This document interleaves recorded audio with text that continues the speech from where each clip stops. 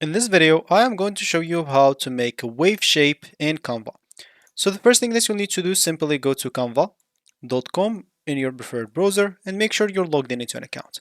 If not, just go and log in or create an account if you don't have an account. For me here, I'm just going to create a page and start working on it. So as we said, we want to make a wave shape in Canva. So if we go to this list panel and element, we can look an example for wave shape. So just go and look for that, click on it.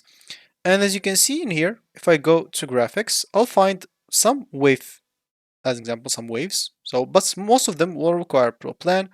For me, I do have that, as you can see. But for you, as example, if you don't have it, you can just stick with the free one. So, as example, this one is free. This is in graphics. Let's just go back here, wave shape. You have some frames, as example. This is like a wave, as you can see. You have also some photos that's our wave.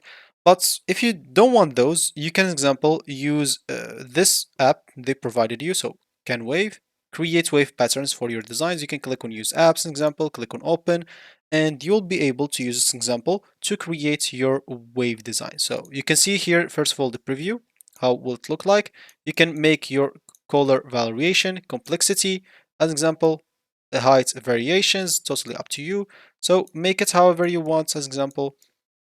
And yeah, I'm just going to do something like that, generate again, and add to design example. I'm just going to delete that. And as you can see here, we made a wave shape in Canva.